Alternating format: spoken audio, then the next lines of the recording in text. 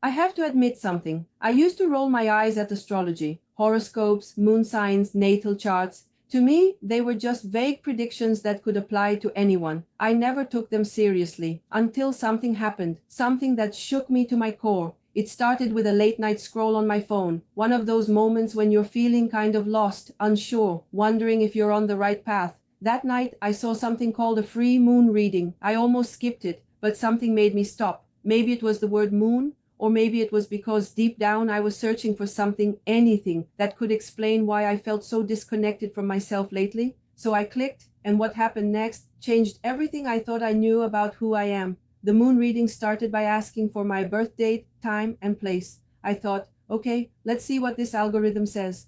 But as soon as I started reading, I felt my heart racing. This wasn't a generic horoscope. It was like someone had written down my innermost thoughts, the parts I've never been able to express out loud. It spoke about my emotional wounds, my fears of not being enough, and my pattern of putting everyone else first. It even described my tendency to seek validation in all the wrong places, things I never even shared with my closest friends.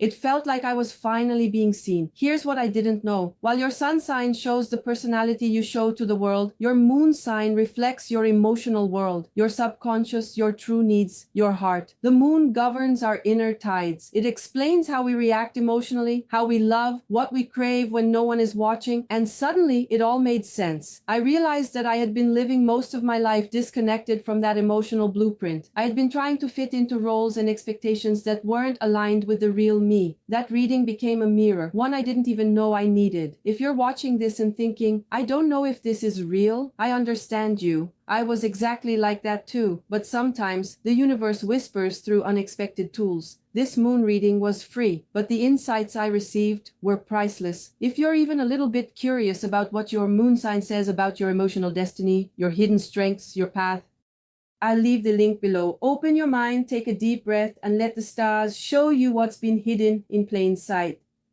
Part 4. The Emotional Awakening.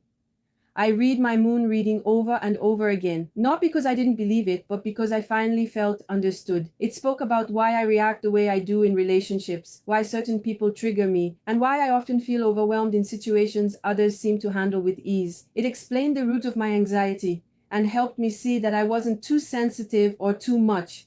I was simply built differently, and that was okay. It's hard to explain the shift that happened after that, but I started making different choices. I started honoring what I felt, not just what others expected from me. It was like I had been given permission to come home to myself.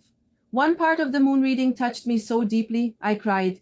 It mentioned a core wound I've carried since childhood, a wound that made me believe I had to earn love by being perfect, by pleasing everyone, by shrinking myself to be accepted.